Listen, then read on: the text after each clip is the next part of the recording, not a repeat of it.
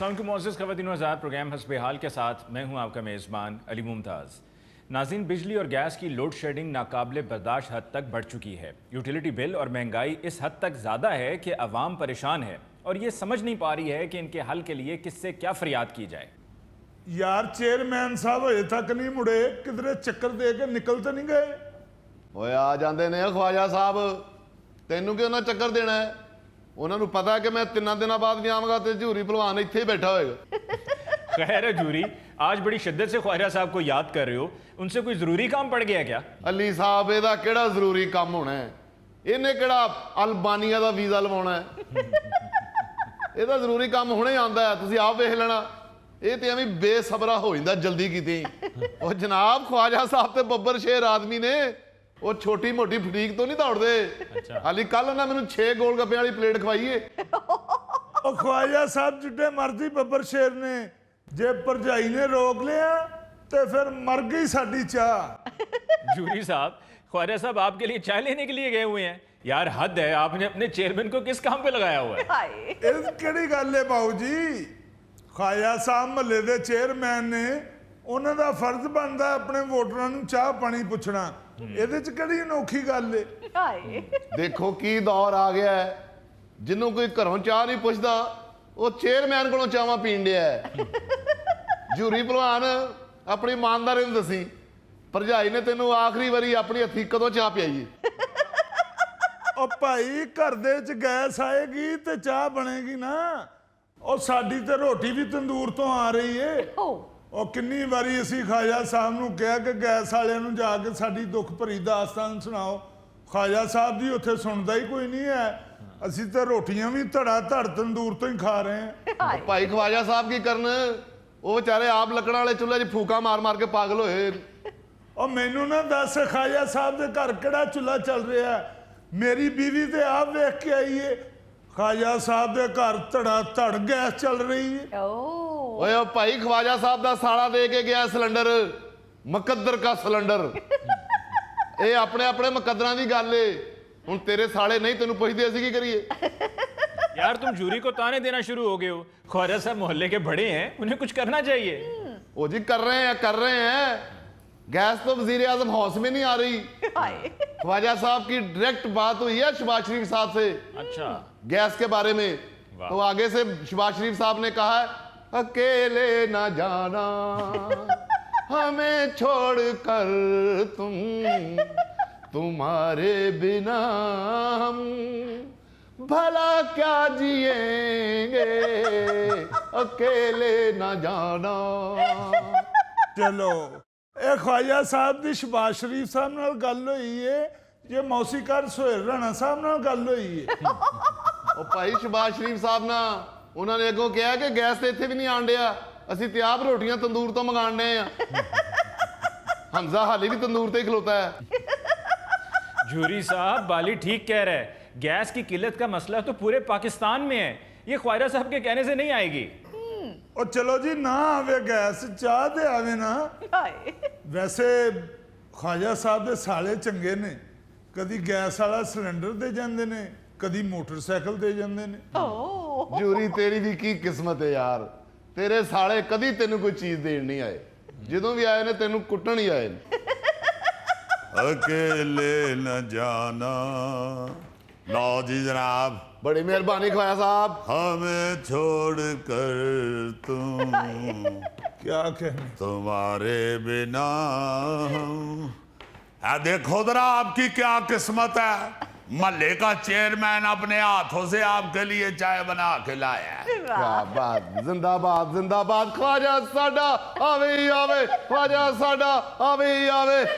हाय हाय हाय हाय। ख्वाजा साहब बड़ी बात है, मोहल्लेदारों की खिदमत हो रही है, उन्हें चाय पिला रहे हैं आप। वो नहीं अली मुमताज साहब, ये तो इन लोगों की किस्मत है।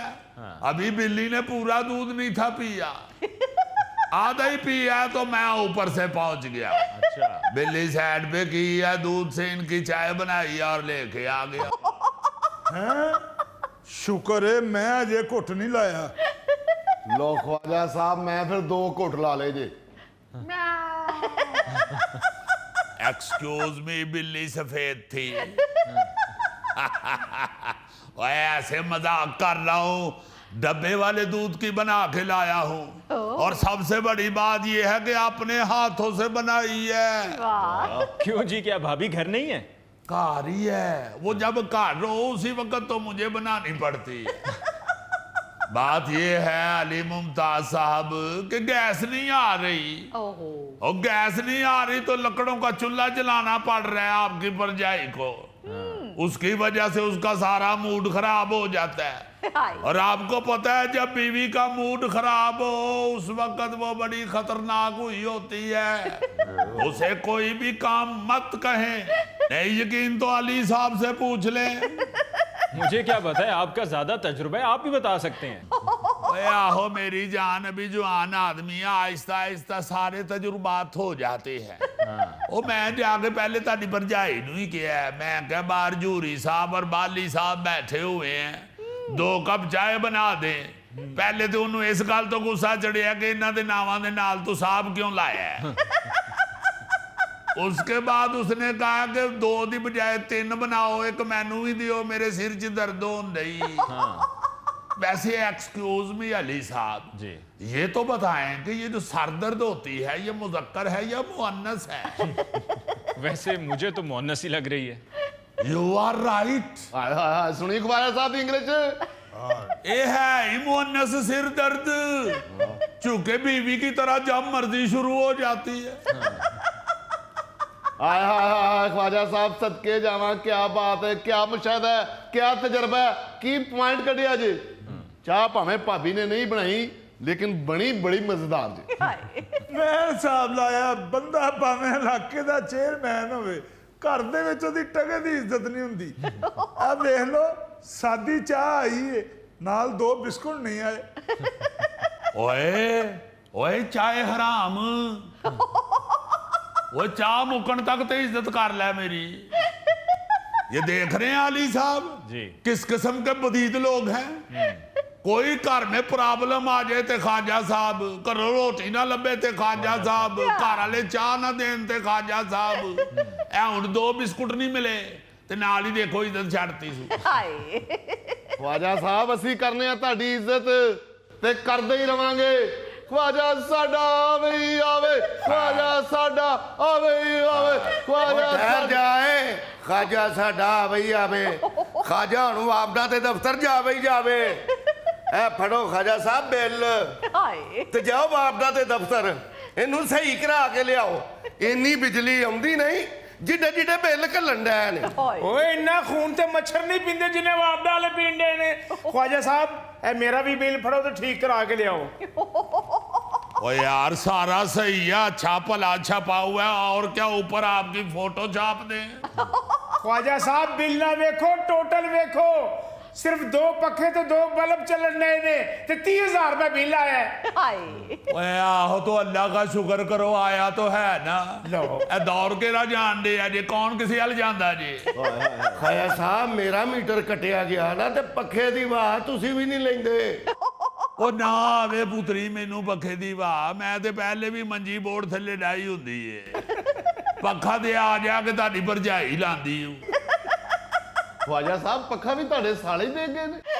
ਓਏ ਆਹੋ ਪੁੱਤਰੀ, ਜਿਨ੍ਹਾਂ ਨੇ ਜਿਗਰ ਦਾ ਟੁਕੜਾ ਦੇ ਦਿੱਤਾ ਉਹ ਪੱਖਾ ਨਹੀਂ ਦੇ ਸਕਦੇ। ਜੇ ਚਾਹ ਹੀ ਤੇਰੀ ਭਰਜਾਈ ਦੇ। ਇਹ ਦੇਖ ਤੂੰ 18 ਸਾਲ ਹੋ ਗਏ ਨਹੀਂ ਸ਼ਾਦੀ ਨੂੰ, ਟੋਟਲ 3 ਘੰਟੇ ਚੱਲੇ ਹੀ ਉਹ ਪੱਖਾ। खाजा साहब 18 सालां च 3 घंटे। ਓਏ ਆਹੋ ਪੁੱਤਰ 3 ਘੰਟੇ ਹੀ ਚੱਲਿਆ ਸੀ, ਉਹਦੇ ਬਾਅਦ ਖਰਾਬ ਹੋ ਗਿਆ ਸਹੀ। ਆ ਬਾਕੀ 17.5 ਸਾਲ ਅਸੀਂ ਹੱਥ ਵਾਲੇ ਪੱਖੇ ਨਾਲ ਹੀ ਕੱਢ ਛੱਡੇ। ਉਹ ਭਾਈ ਖਾਜਾ ਸਾਹਿਬ ਦੇ ਸਾਲੇ ਹੀ ਬੜੇ ਤਗੜੇ ਨੇ, ਉਹਨਾਂ ਨੇ UPS ਲਵਾਤਾ ਹੈ। ਮੁਸੀਬਤ ਤੇ ਸਾਨੂੰ ਏ, ਮੈਨੂੰ ਆਪ 28,000 ਬਿੱਲ ਆਇਆ। ਯਾਰ ਤੁਸੀਂ 30,000 ਨੂੰ ਤੇ 28,000 ਨੂੰ ਰੋਂਡੇ ਹੋ, ਮੈਨੂੰ ਆਪ 2500 ਬਿੱਲ ਆ ਗਿਆ हैं ਉਹ ਤੇਰਾ 2500 ਕਿਵੇਂ ਆਇਆ? ਉਹ ਮੀਟਰ ਤੇ ਮੇਰਾ ਪਿਛਲੇ ਮਹੀਨੇ ਦਾ ਕਟਿਆ ਹੈ, ਫਿਰ 2500 आ गया है। यार ये पूरे मोहल्ले के बिल गलत आ रहे हैं, जरा ये मुझे दिखाएं, मैं देखूं इसमें मसला क्या है। हाँ जी तुसी भी वेख लो, जरूर वेखना चाहिए। लियाओ ख्वाजा साहब इधर फड़ाओ बिल जरा, मैं जरा अली साहब नूं विखावां। 2 कमरियां दा साडा घर है ते बिल भेज दिता है 28,000 रुपया।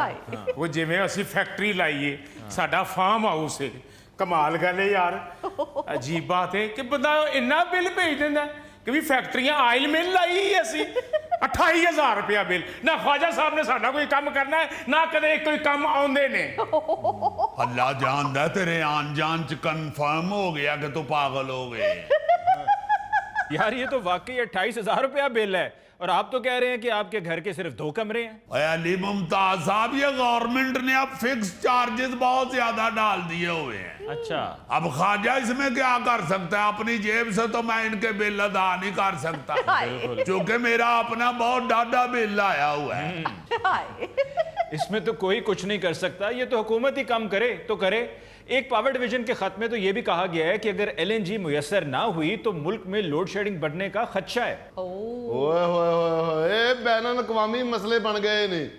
ਖਵਾਜਾ ਸਾਹਿਬ, ਤੁਹਾਨੂੰ ਹੁਣ ਟਰੰਪ ਨਾਲ ਡਾਇਰੈਕਟ ਹੀ ਗੱਲ ਕਰਨੀ ਪੈਣੀ ਹੈ। ਉਹ ਨਾ ਪੁੱਤਰੀ ਨਾ, ਮੈਂ ਨਹੀਂ ਕभी ਫੋਨ ਕਰਤਾ ਉਸੇ, ਮौज लेने दो। ਇੱਕ ਦੋ ਵਾਰੀ ਉਹਨੇ ਹੀ ਕੀਤਾ ਤੇ ਮੈਂ ਚੁੱਕਿਆ। ਉਤੋਂ ਬੋਲਦਾ ਵੀ ਅੰਗਰੇਜ਼ੀ ਹੈ ਅਲੀ ਸਾਹਿਬ, ਤੇ ਮੈਨੂੰ ਤੇ ਇੰਨੀ ਅੰਗਰੇਜ਼ੀ ਹੋਈ ਆਂਦੀ ਹੈ, ਰੋਂਗ ਨੰਬਰ ਤੇ ਬੰਦ। ਕਿਹੜਾ ਟਰੰਪ ਖਵਾਜਾ ਸਾਹਿਬ? ਲੈਂਡਮੈਨ ਤੋਂ ਡਰਦੇ ਤੁਸੀਂ ਵਾਪਡਾ ਦੇ ਦਫ਼ਤਰ ਨਹੀਂ ਵੜਦੇ ਤੇ ਗੱਲਾਂ ਟਰੰਪ ਦੀਆਂ। ਅਬ ਵੇਖਣਾ, ਮੈਂ ਆਪਣਾ ਬਿੱਲ ਦਿੱਤਾ ਡੋਗਰ ਬਾਦਸ਼ਾਹ ਨੂੰ, ਵੇਖਣਾ ਕਿਵੇਂ ठीक होके आਉਂਦਾ ਹੈ। बेटे, डोगर के जो बड़े दादा अबू थे ना, जो इसी मोहल्ले के अंदर खखड़ पूरा बेचते थे, वो भी नहीं बिल ठीक करवा सकते, ये याद रखना। ये बात नहीं सुन रहे तुम अली मुमताज साहब की? उन्होंने बता तो दिया, बिल को अब सिर्फ गवर्नमेंट ही कम कर सकती है। ਉਹ ਤੂੰ ਘਬਰਾ ਨਾ ਜੂਰੀ, ਡੋਗਰ ਦੀ ਬੜੀ ਪਹੁੰਚ ਏ, ਉਹ ਕੁਝ ਨਾ ਕੁਝ ਕਰਵਾ ਕੇ ਆਏਗਾ। ਯਾਰ ਮੈਂ ਵੀ ਆਪਣਾ ਬਿੱਲ ਡੋਗਰ ਸਾਹਿਬ ਨੂੰ ਹੀ ਦੇਣਾ, ਇਹਨਾਂ ਕੋਲੋਂ ਨਹੀਂ ਸਹੀ ਹੋਣਾ। ਉਰਾ ਫੜਾਓ ਖਾਜਾ ਸਾਹਿਬ ਬਿੱਲ। ਉਹ ਬਾਲੀ, ਮੈਂ ਤਾਂ ਕਹਿੰਦਾ ਤੂੰ ਵੀ ਆਪਣਾ ਬਿੱਲ ਜਿਹੜਾ ਨਾ ਉਹ ਡੋਗਰ ਸਾਹਿਬ ਨੂੰ ਹੀ ਦੇ, ਇਹਨਾਂ ਕੋਲੋਂ ਨਹੀਂ ਹੁਣ ਸਹੀ ਹੋਣਾ। ਉਹ ਨਾ ਭਾਈ ਨਾ, ਬਾਲੀ ਮਰ ਸਕਦਾ ਪਰ ਗੱਦਾਰੀ ਨਹੀਂ ਕਰ ਸਕਦਾ। हाँ, सदके जावा। ਵੈਸੇ ਖਵਾਜਾ ਸਾਹਿਬ, ਤੁਸੀਂ ਇਜਾਜ਼ਤ ਦੇ ਦਿਓ ਤੇ ਮੈਂ ਵੀ ਆਪਣਾ ਬਿੱਲ ਡੋਗਰ ਨੂੰ ਦੇ ਦੇਵਾਂ।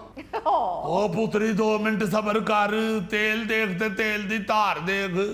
मैं आप जाके दफ्तर से हो के आया हूँ, उथे भले भले MNA MP खजल होंदे ने। डोगर किस बात की मूली है? करा देवे ठीक इन्हां दे बिल, जे करा देगा तो फिर तू भी दे देवी, बल्कि जो अपना देगा तो फिर नाल मेरा भी दे देवी। मगर मुझे लगता नहीं कि डोगर से ये मसला हल होगा। ओ भाई सजनों, किस मसले के लिए डोगर को याद किया जा रहा है? ਉਹ ਤੁਹਾਡੀਆਂ ਹੀ ਪੈ ਤਾਰੀਫਾਂ ਕਰਦੇ ਸਾਂ ਜਨਾਬ। ਇਹ ਬਿੱਲ ਬਿਜਲੀ ਦੇ ਬਹੁਤ ਜ਼ਿਆਦਾ ਆ ਗਏ ਨੇ, ਇਹ ਤੇ ਠੀਕ ਕਰਾ ਕੇ ਦਿਓ। ओ बस ये बिजली का बिल इतना छोटा काम, और कोई बड़ा काम दसो, बड़ा काम। ਵੱਡਾ ਕੰਮ ਦੱਸੋ ਜੀ ਇਹਨਾਂ ਨੂੰ। ਆ ਮਰੀ ਬੜੀ ਦੂਰ ਹੈ, ਇਹਨੂੰ ਧੂ ਕੇ ਲਾਹੌਰ ਦੇ ਲਾਗੇ ਲੈ ਆਵੋ। ਆ ਮਨਾਰੇ ਪਾਕਿਸਤਾਨ ਧੁੱਪੇ ਖਲੋਤਾ, ਉਹਨੂੰ ਚੁੱਕ ਕੇ ਛਾਵੇਂ ਕਰ ਦਿਓ। और कोई बड़ा काम दसो, बड़ा काम। ਇਹ ਧੁੱਪ ਬੜੀ ਪੈਂਦੀ ਹੈ, ਮੋਟਰਵੇ ਤੇ ਛੱਤ ਪਵਾ ਦਿਓ। ਡੋਗਰ ਸਾਹਿਬ, ਮੇਰਾ ਮੁੰਡਾ ਵਜ਼ੀਰੇ ਦਾਖਲਾ ਲੱਗ ਸਕਦਾ ਹੈ? वजीरे दाखिला तो नहीं लग सकता, अस्पताल में दाखिल हो सकता है।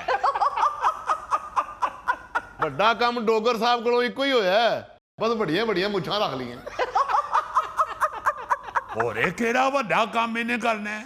ਕੇਲਾ ਛਿੱਲੇ ਦੇ ਨੂੰ ਖਲੀਆਂ ਪੈ ਜਾਂਦੀਆਂ। कोई बड़ा काम दसो, बड़ा काम। ਵਾਹ ਵਾਹ, ਇਹ ਫਿਰ ਆ ਬਣਾਏ ਹੁਰਮਸ ਖਲਵਾ ਦਿਓ। ओए वो भी खुल जाएगा, लगे ने बब्बर शेर। बब्बर शेर तो लगे हुए हैं डोगर साहब, पर उसमें आपका क्या किरदार है? और जनाब, हम उनके लिए दुआएं कर रहे हैं। मगर ये बिल दुआओं से घट नहीं होना डोगर साहब, ਤੁਹਾਨੂੰ ਵਾਪਡਾ ਦੇ ਦਫ਼ਤਰ ਜਾਣਾ ਹੀ ਪੈਣਾ ਹੈ। अब ये गैस और वापटा के दफ्तरों में खज्जल होगा डोगर। कोई थाना कचहरी पर या पंचायत का काम है तो वो बताओ डोगर को। कोई बड़ा काम दसो, बड़ा काम। ਉਹ ਕਿਹੜਾ ਵੱਡਾ ਕੰਮ ਤੇਰੇ ਕੋਲੋਂ ਕਰਾਈਏ? ਤੇਰੇ ਕੋਲੋਂ ਮਿੱਟੀ ਦੀ ਟਰਾਲੀ ਲਵਾ ਲਈਏ। ਐਵੇਂ रंगबाजी। एक काका हर बंदा ख्वाजा नहीं होता कि फौरी तौर पे उठ के आपके साथ चल पड़े। ਦਫ਼ਤਰਾਂ ਦੇ ਚੱਕਰ ਲਾਣਾ ਅਲੀ ਮੁਮਤਾਜ਼ ਸਾਹਿਬ ਇਹਨਾਂ ਦੇ ਨਾਲ ऐसे ਐਵੇਂ रंगबाजी करके निकल जाते इसको क्या पता है काम करवाते कैसे बिल्कुल। ओ ख्वाजा साहब, ये निक्के मोटे कामों के लिए मैं दफ्तर नहीं जाता, बस टेलीफोन कर छोड़ता हूँ। ਆ ਤੇਰੇ ਦੇਨ 'ਚ ਇਹ ਹੁੰਦਾ ਹੈ ਉੱਥੇ ਜਾ ਕੇ ਵੀ ਨਾ ਹੀ ਹੋਣੀ ਹੈ ਤੇ ਫੋਨ ਤੇ ਹੀ ਹੋ ਜਾਵੇ ਇਹਨਾਂ ਦੀਆਂ ਆਪਣੀਆਂ ਸਿਆਸਤਾਂ ਨਹੀਂ ਮੁੱਕਣ ਡਈਆਂ, ਸਾਡਾ ਬਿੱਲ ਕੀ ਠੀਕ ਕਰਾਣਾ ਹੈ? ਮੇਰੀ ਗੱਲ ਸੁਣੋ, ਸਾਨੂੰ ਸਾਰਿਆਂ ਨੂੰ ਰਲ ਕੇ ਆਪ ਜਾਣਾ ਪੈਣਾ ਵਾਪਡਾ ਦੇ ਦਫ਼ਤਰ। ਉਹ ਯਾਰ ਮੈਂ ਤੇ ਆਪਣੇ ਮੁੰਡੇ ਨੂੰ ਬਿੱਲ ਦੇ ਕੇ ਡੋਗਰ ਸਾਹਿਬ ਵੱਲ ਭੇਜਿਆ ਸੀ। ਲਓ ਉਹ ਜੂਰੀ ਪਰਿਵਾਰ ਫੇਰ ਮੁਜ਼ੱਫਰ ਨੂੰ ਭੇਜਦੇ ਬਿੱਲ ਦੇ ਕੇ। ਉਹ ਪਿਛਲੀ ਵਾਰੀ ਵੀ ਤੇਰੇ ਮੁੰਡੇ ਕੋਲੋਂ ਕਾਂ ਬਿੱਲ ਖੋ ਕੇ ਲੈ ਗਿਆ ਸੀ। और फिक्र ना कर, मैंने उसे दफ्तर भेजा है, उसे कहा मेरा नाम नहीं, फौरन ठीक कर देंगे बिल। अब्बा जी, बिल नहीं ठीक हुआ। वापडा वाले कह रहे हैं कि ये बिल जमा करवाना ही पड़ेगा। हैं की कह रहे हैं, जमा कराना पड़ेगा? जी जूरी साहब, बिल्कुल जमा करवाना पड़ेगा ये बिल। हुकूमत जब तक फिक्स चार्जेस और बिजली के रेट का कोई फैसला नहीं कर लेती तो बिजली की ये तकसीमकार कंपनियां भी इन्हें कोई रिलीफ नहीं दे सकती। ਲਓ ਹੋਰ ਚੁੱਪੋ ਗਨੇਰੀਆਂ। ਖਵਾਜਾ ਸਾਡਾ ਆਵੇ ਆਵੇ, ਖਵਾਜਾ ਸਾਡਾ ਆਵੇ ਆਵੇ। ਏ ਖਲੋ ਜਾ ਤੂੰ, ਹਰ ਗੱਲ ਤੇ ਖਵਾਜੇ ਦੀ ਰੇਲੀ ਕੱਢਣ ਲੱਗ ਪੈਣਾ। ਪਹਿਲੇ ਗੱਲ ਦਾ ਪਤਾ ਤਾਂ ਲੱਗ ਲਵੇ। और तू वापडा के दफ्तर जाके दसिया नहीं सी कि मैंने डोगर साहब ने भेजा है? अब्बा जी बताया था, वो आगे से कहते हैं कि हम किसी डोगर शोगर को नहीं जानते। वो कह रहे हैं कि बिल में कोई मसला भी नहीं है, इसको जमा करवाएं वरना मीटर काट के ले जाएंगे। तेरा बेड़ा तर जाए। ओए पप्पू, जाके फौरन बिल जमा करा, नहीं तो मीटर कट के ले जाएंगे। नाज़रीन, इसके साथ ही हम लेते हैं एक ब्रेक, मिलते हैं ब्रेक के बाद। गुलजार साहब, आपके इलाके में बकरे का रेट क्या चल रहा है? ਤੇਰੇ ਜਿੱਡਾ 50,000 ਦਾ ਹੈ ਤੇ ਆ ਗੋਗੇ ਜਿੱਡਾ 80,000 ਦਾ ਆ ਜਾ ਤੇ ਜੇ ਕੋਈ 7-8 ਬਾਰੂ ਇਕੱਠੇ ਲਵੇ ਤੇ ਨਾਲ ਇਹੋ ਜੀਆਂ 2 ਬੱਕਰੀਆਂ ਫ੍ਰੀ ਦੇ ਦਿੰਦੇ।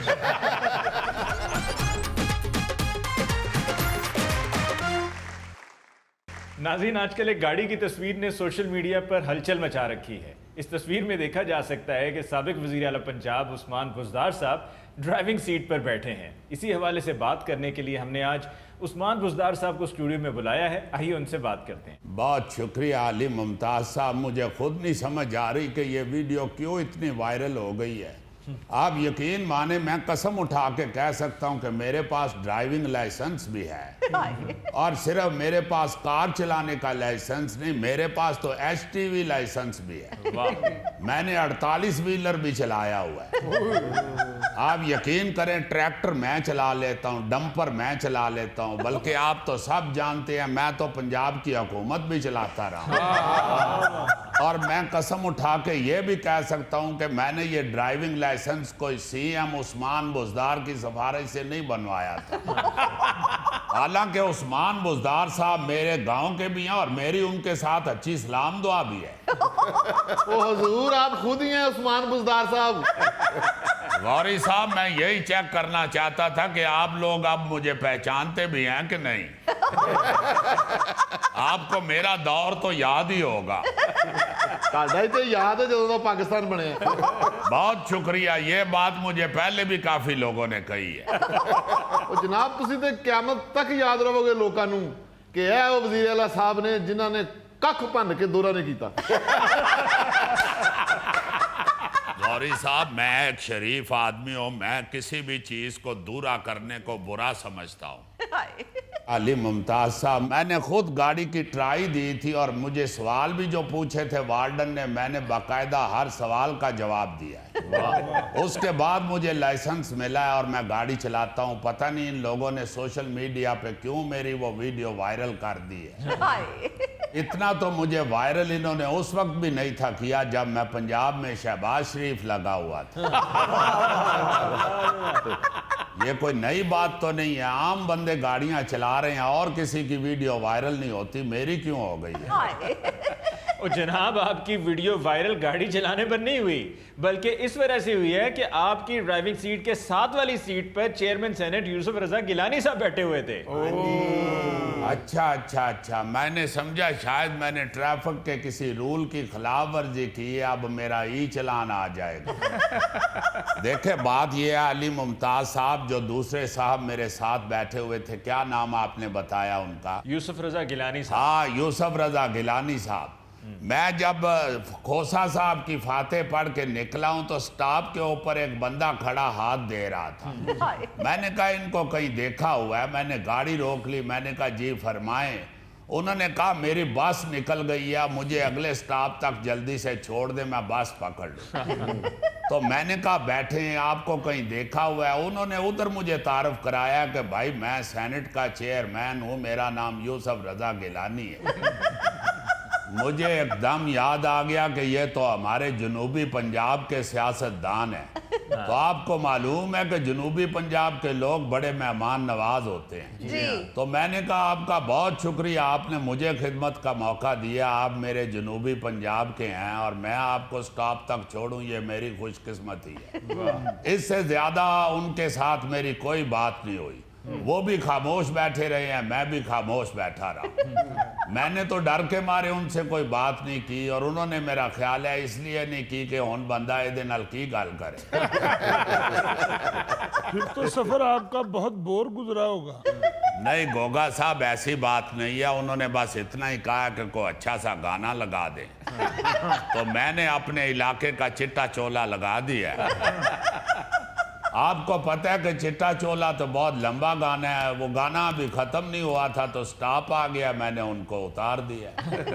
इतनी सारी बात है और ये वीडियो वायरल हो गई है कि जी उस्मान बुज़दार ने गिलानी साहब को साथ क्यों बिठाया। और जनाब आपकी पीटीआई के जो सीनियर सियासतदान हैं शहबाज गिल साहब, उन्होंने इस वीडियो पे बड़ा एतराज़ किया है। मुझे तो ये एतराज़ है कि आप उनको सीनियर सियासतदान क्यों कह रहे हैं।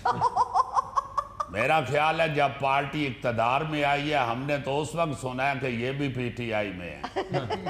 और दूसरी बात मुझे ये भी एतराज़ है कि आप उनको सियासतदान कह रहे हैं। ये सियासतदान नहीं होते, ये सियासी मक्खियाँ होती हैं। जब तक केक तैयार नहीं होता ये सियासी मक्खियाँ सज्जे खब्बे की करती रहती हैं।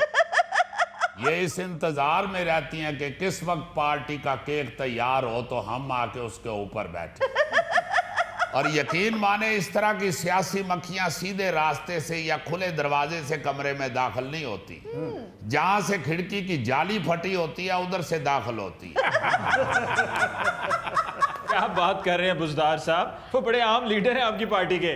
मैं माफी चाहता हूं अली मुमताज साहब, अहम लीडर तो सारे जेल में बंद हैं, तकलीफें बर्दाश्त कर रहे हैं। जो अहम नहीं है वो बाहर बैठ के जो उनके लिए अहम है वो कमा रहे हैं।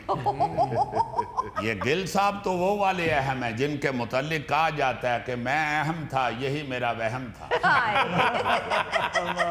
बहरहाल बुज़दार साहब, उनका ये कहना है कि आपकी वजह से, आपकी वीडियो की वजह से उनका बड़ा दिल टूटा है। भाई मेरी वजह से तो उनका पहली दफा दिल टूटा है, उनकी वजह से हमारा कई दफा दिल टूटा है। पहली दफा तो हमारा दिल उस वक्त टूटा था जब ये इतना बड़ा मुंह खोल के रोए थे। ये आपके अजीजी को कहते हैं कि उसका बहुत बड़ा मुंह है, जब ये रोए थे तो कुछ देर के लिए अजीजी का मुंह भी लोग भूल गए थे। ये वही भाई साहब है ना जो कहते थे कि मैं जट्टां दा मुंडा हूं, मैं ताड़ी एहो जी मंजी पीड़ी ठोकांगा कि तुसी याद रखोगे। कभी रंदा फेरना शुरू कर देता था, कभी मंजी पीड़ी ठोकनी शुरू कर देता था। इससे बंदा ये पूछे कि पीएचडी करके अगर तुमने मंजी पीड़ी ठोकने का काम ही करना है तो क्यों तालीम पे इतना वक्त जाया किया। मुंडा गिला दा ते 2 वजियां ने ते एहो जिहा रोया कि सारा गिला होके बाहर दौड़ गया। बहरहाल मैं ये समझता हूं कि मेरे वीडियो के हवाले से उसका एतराज कोई अहमियत नहीं रखता। वो बाहर बैठा हुआ अपने डॉलर कमा रहा है, कमाता रहे। अब उनको शक ये है कि आप पीपल्स पार्टी के बंदे के साथ गाड़ी में बैठे हुए हैं तो लिहाजा आप पीपल्स पार्टी के हो चुके हैं। अली मुमताज साहब, ये पाकिस्तान की सियासत है। ये तो कोई बात नहीं कि आप किसी दूसरी पार्टी के बंदे के साथ कुछ देर बैठे हैं तो आप उस पार्टी के हो गए हैं। इस तरह तो मैं भी सोच सकता हूं कि ये जहां कुछ देर रह के गए हैं और जहां से माफी मांग के गए हैं ये उस पार्टी के हो चुके हैं। चले बुजदार साहब, छोड़े उनको, ये बताएं कि आजकल आपकी क्या मसरूफियत है? वेले। मगर मुझे अपने वेले होने का इतना दुख नहीं है। मुझे तो ये दुख है कि शहबाज गिल इतना वेला है कि वो सारा दिन 24 घंटे कैमरे के सामने बैठा रहता है। इसने तो मुंह के साथ पूंछल वाला बाजा बांधा हुआ है, जो इसके सामने से गुजरता है ये बाजा बजाना शुरू कर देता है। ना इसका सियासतदानों वाला रवैया है तो ना इसकी सियासतदानों वाली गुफ्तगू है। हाँ जी। इसका तो उस बच्चे जैसा रवैया है जिससे लॉलीपॉप छीन ले तो वो जमीन पे लेटनियां ले लेके सारे कपड़े गंदे कर लेता है।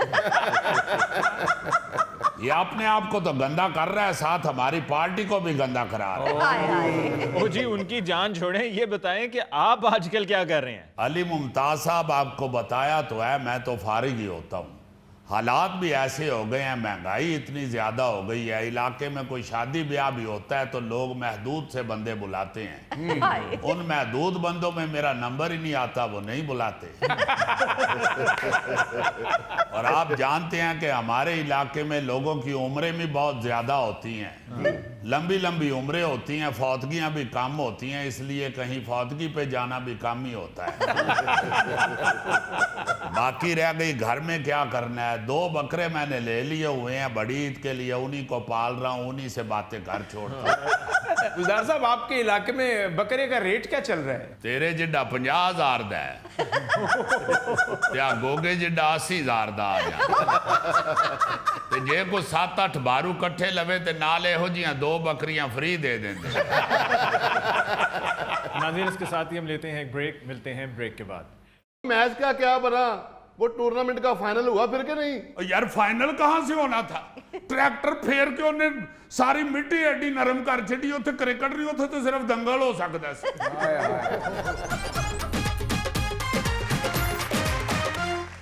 नाज़रीन, पेशी खिदमत है आज का खबरनामा। नायरीन, आपका तरा तो नहीं निकला?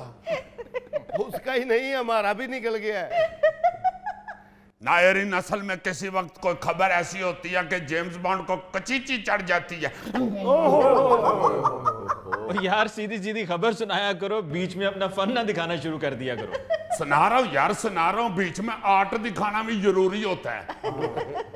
नायरीन, किसी वक्त खबर इस तरह की आती है कि अमन से बंदा सोचता है कि यार इंसानियत बिल्कुल ही खत्म होती जा रही है।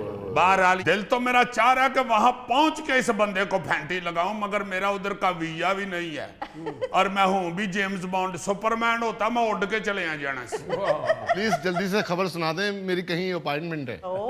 आई एम सॉरी नायरीन, असल में हमारे प्रोग्राम में जो दानिश्वर बैठे हुए हैं ये बहुत ज्यादा मसरूफ हैं। इधर से रिकॉर्डिंग खत्म करके इन्होंने घर जाके छोटी डब्बियां वाली धोती बन के बहना होता है। खबर जरा सुनिए गौर से। भारतीय रियासत महाराष्ट्र में टूर्नामेंट के फाइनल में मेहमान खसूसी ना बनाने पर नाराज सियासतदान ने ट्रैक्टर से पिच खोद डाली।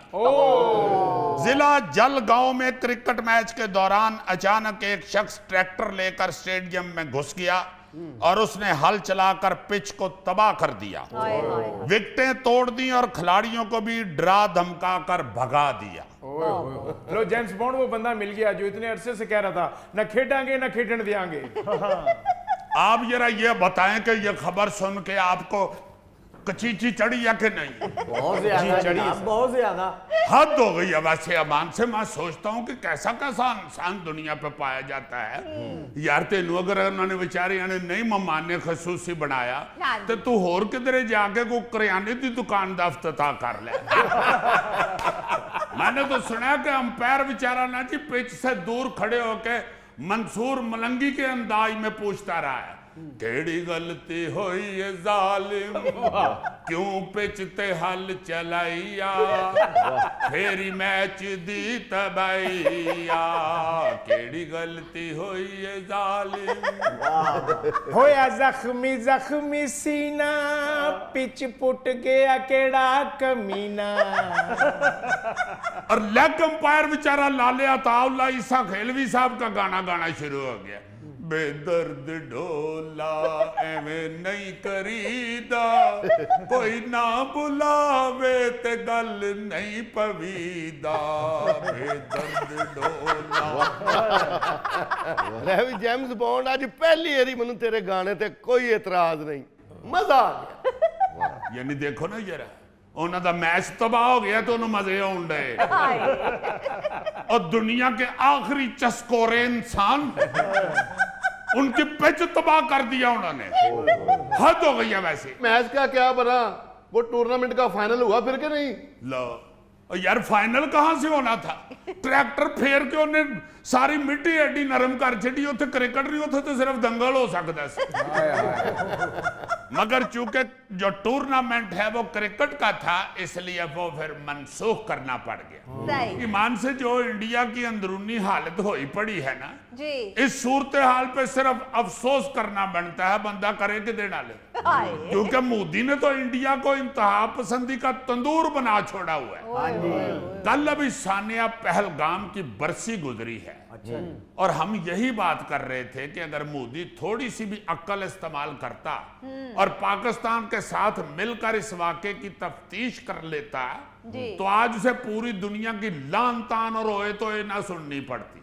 क्योंकि अब तो पूरी दुनिया को पता चल चुका है कि वो वाक़या एक फॉल्स फ्लैग था और कुछ भी नहीं, जो भारत ने खुद करवाया और उसका इल्जाम पाकिस्तान के सर डाल दिया था।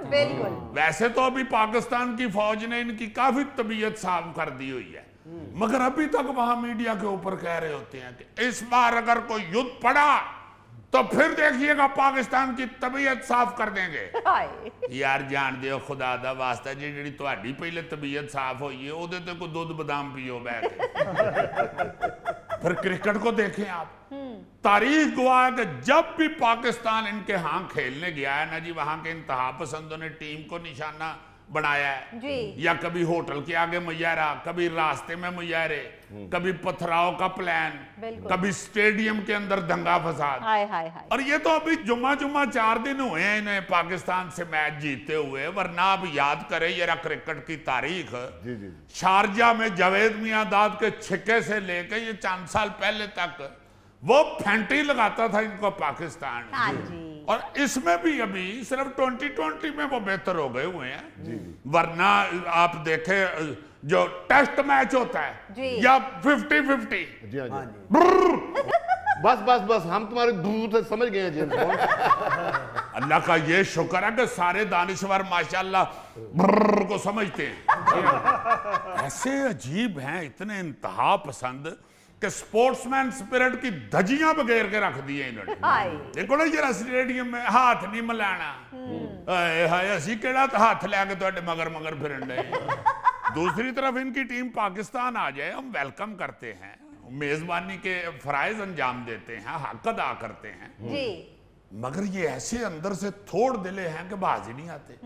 आप फिल्म इंडस्ट्री को देख लेना जी, आप फिल्म इंडस्ट्री की बात करें तो यहाँ जो कोई अदाकार इनका आया है हमेशा मोहब्बतें समेट कर गया है। कभी किसी ने ये नहीं कहा कि इसको निकालो बाहर, ये क्यों इधर आया है, या कभी किसी ने जाते हुए बॉर्डर पे ये नहीं कहा कि मुझे यहाँ पे कोई टेंशन हुई है, या मेरे साथ किसी ने बदसलूकी की है, या मुझे किसी ने कोई गलत फिक्रा ओवरलैप किया है। बिल्कुल नहीं। जबकि हमारे ऐसे ऐसे वाकयात हैं उधर गए हुए फनकारों के साथ जो इन्होंने बदतमीजियां की हैं, जिस तरह इन धमकियां दी हैं, वहां हमारा कोई फनकार जाके अगर परफॉर्म कर दे तो आवाम को तो छोड़ो, वहां के इंडस्ट्री के कई लोगों के रंग फाक हो जाते हैं। पता नहीं क्या हो गया इन लोगों। मैं तो जेम्स बॉन्ड उधर हिंदुस्तान में फिल्म करने इसलिए नहीं जाता कि कहीं डायरेक्टर ये ना कह दे कि तुम तो कैमरे में नजर ही नहीं आते। हालांकि तुम अच्छे भले नजर आते हो, ईमान से बैठे हुए हो ना। अरे तुम तो नजर आ रहे हो, ये तुम्हारे साथ कोई मेरा ख्याल है सुंडी फिर रही है। जेम्स बॉन्ड तुम्हें पता है इसने अपने गांव जाना छोड़ दिया है। क्यों? कहता है उधर भी फसलों में स्प्रे करना शुरू कर दी। आप ये जरा सोचें कि पाकिस्तान इंडिया का मामला तो एक तरफ कर दे जी, ये भाई साहब जिन्होंने अपने ही मुल्क के अंदर सिर्फ मेहमान खुसूसी ना बुलाने पर पिच खोद दी, या कैसा भाई होगा। अच्छा, ये पिच खोदना इनका फेवरेट मशगला है। अच्छा, 1999 में भी फिरोज शाह कोटला की पिच खोदकर पाकिस्तान भारत का मैच रुकवा दिया गया था। उसके पीछे भी इंतहा पसंद जमात, ये जो शिवसेना है जी जी, वो बीजेपी का हाथ था। हाँ हाँ, सुबह मैच था और उन्होंने इंतहा पसंदों ने रात को ही पिच पूट दी थी। यू आर राइट, जिस तरह की उन्होंने तबाही मचाई थी वो पूट दी कहना चाहिए। फिर आपको याद होगा कलकत्ता टेस्ट जो था उसमें लड़ाई झगड़े करके मैच रुकवा दिया। अच्छा, उसमें भी इंतहा पसंदों का हाथ था। फिर 2005 में पाकिस्तानी टीम दौरे भारत के लिए गई तो खिलाड़ियों की बस पर पथराव किया गया था, और उसमें से एक पत्थर हमारे बब्बर शेर खिलाड़ी इंजमामुल हक साहब को लगा भी था। ये तो इंजमाम साहब माशाल्लाह तगड़े ही इतने थे कि उन्होंने कहा यार मेरा ख्याल है इधर को आके मक्खी बैठी सी थी। हाँ, इंजमाम साहब तो उनको मक्खी समझते थे। खुशकिस्मती से को उनको गहरी चोट नहीं आई, लेकिन इस हमले के बाद पाकिस्तानी टीम ने भारतीय क्रिकेट टीम को सारे मैच हराकर उसका जवाब दिया था। अभी चंद साल पहले यार जब पाकिस्तानी आईपीएल में गए तो इन इंतहा पसंदों को तकलीफ शुरू हो गई, उन्हें वहां से निकालकर अब तक जलील हो रहे हैं वो लोग, क्योंकि वैसी रौनक दोबारा लगी ही नहीं उनकी। अब जिस क्रिकेट लीग में से शुएब अख्तर, शुएब मलिक, अब्दुल रज़ाक और शाहिद अफरीदी को निकाल दिया जाएगा, बाकी उसे बचना की सी। हाँ, जेम्स बॉन्ड इनके हिंदुस्तान के बड़े वाकयात हैं। वो मुझे सन भूल गया, पाकिस्तान की हॉकी टीम गई थी सलाहुद्दीन साहब की कप्तानी में, तो बस पे पथराव कर दिया उन्होंने, तो सलाहुद्दीन साहब का यहाँ से ये खून निकलाया था। जी हाँ, शुरू से ये लोग ऐसे हैं, ऐसा काम करते हैं हैरान कुन। एक रिपोर्ट ये है कि भारत ने इंतहा पसंदी में सिर्फ मुसलमानों को तारीख से गायब करने के लिए अपनी दरसी किताबों में मुगल हुक्मरानों का जिक्र निकाल दिया है, ताकि बच्चे उस तारीख को पढ़ ही ना सके। यानी भारतीय हुक्मरान ऐसे बेवकूफ वाक़या हुए हैं कि इन्हें लगता है कि गूगल के जमाने में किताब से मुगलों का नाम हटाने से मुस्लिम हुक्मरानों का ये कर मिट जाएगा। अब भाई जी, अब सोशल मीडिया का दौर है, अब तो आपकी सारी बोंगियां उधर पड़ी हुई हैं, महफूज है, और पूरी दुनिया अब देख रही है। अभी मुज़ाकरात जो हो रहे थे इस्लामाबाद में अमेरिका ईरान के, उसमें आप इनके मीडिया के लोगों को देखते, ईमान नाल किसी नूं लगदा सप लड़ गया, किसी दा लगदा सी कि पागलखाने तो आके सीधा कैमरे अगे बह गए। वो एक सहाफी ने तो अपना लैपटॉप नीचे फेंक दिया। फिर सुनिया जो घर गया ना तो बीवी ने उन्हें बहुत लितर मारे। मैं तेन कमेटी पा के लैपटॉप लैके दिता ही, तू उत्थे थल्ले सुट के आ गई है। वो लैपटॉप सुट के सोच चुंगला भी देने लगा सी। वाकई इन दिनों में कोई इंडिया का चैनल सामने आया ना तो ऐसे ही लगा जैसे पागल खाने की डॉक्यूमेंट्री चल रही है। अच्छा, हरकतों के अलावा उनके मुंह भी पागलों जैसे ही होता है ना, बड़ा संजीदा पागल फिर रहा होता है। आपको मैं पागल तो नहीं लग रहा? नहीं ना लग रहा? नाज़रीन, इसके साथ ही हम लेते हैं एक ब्रेक, मिलते हैं ब्रेक के बाद। मैं कहता हूं कि मोइन अख्तर साहब ने एक जिंदगी में कई जिंदगियां जी हैं, और हर शोबे में वो कमाल कमाल कमाल करके गए। क्या बात है।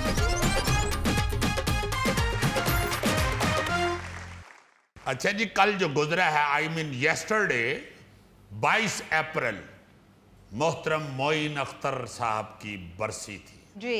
मैंने कहा जरा एक दफा फिर मोइन साहब का जिक्र करें ताकि हमारी भी इज्जत में इजाफा हो। बिल्कुल। ऐसे फनकार कि आप उनके साथ खड़े, आप उनके साथ बात करते, आप उनके साथ चलते फिरते, उनके साथ बैठते, उनकी सोबत में बैठते हुए फख्र महसूस किया करते। क्या बात। कमाल कमाल फनकार हुए, ऐसे वर्सटाइल आदमी हुए हैं, ऐसे खूबसूरत। मैं कहता हूं कि मोइन अख्तर साहब ने एक जिंदगी में कई जिंदगियां जी हैं, और हर शोबे में वो कमाल कमाल कमाल करके गए। क्या बात है। आप अगर उनकी एक्टिंग को देखें जी जी। तो क्या कहने, हर किरदार में इतनी खूबसूरती से ढलते थे, और सिर्फ किरदार में सादा नहीं थे डल जाते। जी जी। आवाज की तरफ से, बॉडी लैंग्वेज की तरफ से, इवन सांस भी उनकी अलहदा हो जाती थी। सांस तक अलहदा अंदाज में लेते थे हर किरदार में। सही। क्या बात है, क्या बात है, ऐसा प्यारा फनकार जी, वाह वाह वाह। फिर आप देखें कि उन्होंने जो होस्टिंग की है, जिसे कंपेयरिंग या पहले स्टेज सेक्रेटरी कहा करते थे, हाँ जी, हाँ जी। वो जो फराइज अंजाम दिए हैं वो भी बाकमाल। क्या बात। कभी आप उनको उनकी होस्टिंग देखेंगे ना जी, जी जी। एक लम्हे के लिए वो आपको कहीं ओवर नजर नहीं आएंगे। मतलब कोई ऐसा फकड़पन नहीं नजर आएगा, कोई इस तरह का अंडररेटेड जुमला नहीं आप उनके मुंह से सुनेंगे। जी। इंतहाई प्यारे अंदाज से, इंतहाई खूबसूरत अंदाज से वो फैमिली एंटरटेनमेंट मुहैया किया करते वाह हैं। जी। क्या बात है, क्या बात है। इसी की वजह से वो पूरी दुनिया में पसंद किए गए, पूरी दुनिया में पसंद किए गए। हाँ जी सर। हमारे साथ तो जो उन्होंने काम किया हुआ है, हम तो उसको भाई एक बहुत बड़ा अवार्ड समझते हैं। बाखुदा मैं तो समझता हूँ कि जो काम उनके साथ करने का मौका मिला, थिएटर उनके साथ शेयर करने का मौका मिला, हाँ जी। मुझे ऐसे एक ख्वाब सा लगता है कि यार वाकई हमने मोइन साहब के साथ काम किया हुआ है। वाह। जब कभी भी स्क्रीन पे नजर आते हैं ऐसे सूटेड बूटेड और ऐसे स्टाइलिश आदमी, तो बड़ा ही प्यार आता है, बड़ा ही प्यार आता है। अच्छा, यहाँ पे ये ज़रूरी होता है बताना, ताकि जो अगली हमारी नस्ल है उसे पता चले कि कमाल ऐसे ही नहीं होता। हाँ जी। बाकमाल लोग ऐसे ही नहीं बन जाते, बिल्कुल सही। उसके लिए एक बहुत लंबा सफ़र होता है। मुझे याद है अच्छी तरह, मोइन साहब ने मुझे बताया सारा। वो खालिद अब्बास डार साहब, अल्लाह ताला उनको ज़िंदगी से तंदुरुस्ती दे, बहुत बड़े आदमी, हमारे उस्ताद मोहतरम, क्या बात।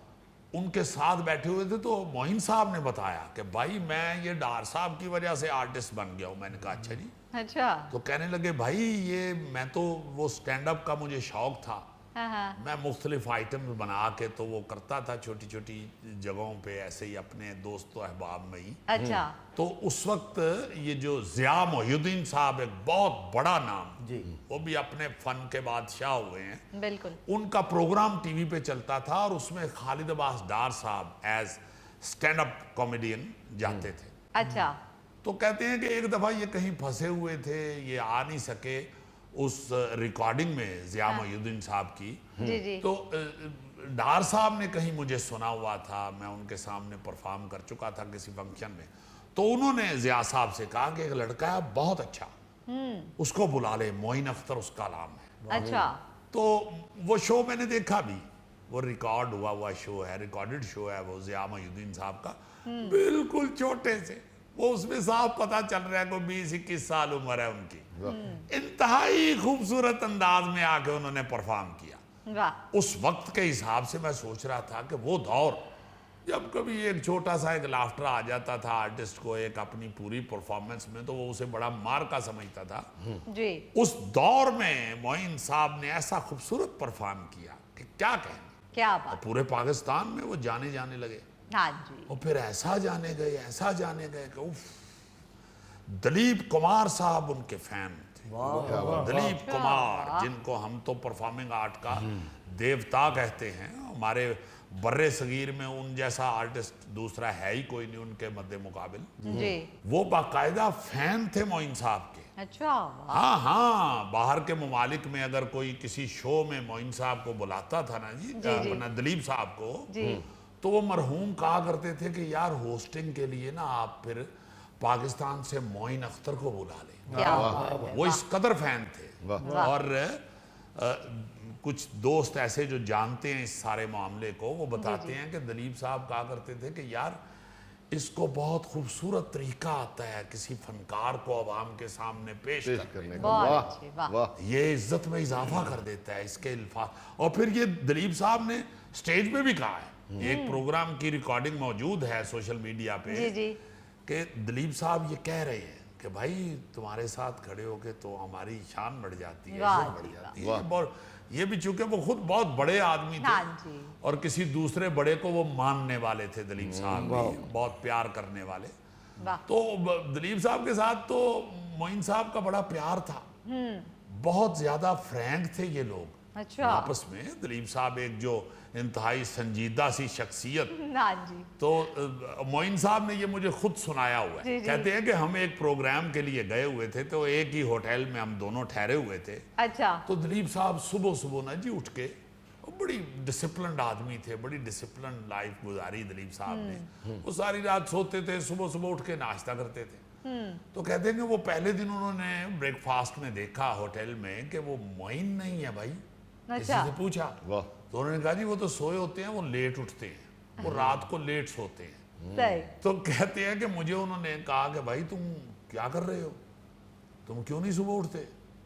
तो कहते हैं कि मैंने कहा जी जैसे आप हुक्म करेंगे उठ जाएंगे जनाब, इकट्ठे नाश्ता करते हैं। ठीक है। वाह। तो कहते हैं कि उन्होंने सोचा दिल में कि यार ये सारी रात जागते हैं तो मैं इनको क्यों जगाऊं। तो खुद जाके ब्रेकफास्ट करके ना तो अपने कमरे में आ गए वापस, और आके मोइन साहब के कमरे में फोन किया कि भाई उठ जाओ नाश्ता करें।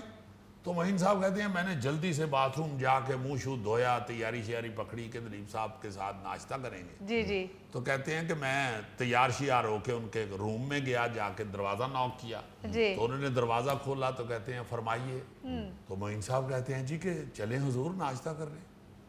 तो कहते हैं भाई आप जाके सो जाएं, मैं कर आया हूँ नाश्ता।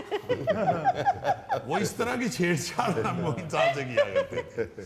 तो मोइन अख्तर साहब का जी जो पहलू भी देखें, जिस पहलू पे भी आप नजर डालें, वाह आपको लगेगा कि यार ऐसा स्टाइलिश आदमी, क्या वाह। इतनी खूबसूरत जिंदगी गुजारी हुई है, और फिर इंतहाई हमदर्द आदमी।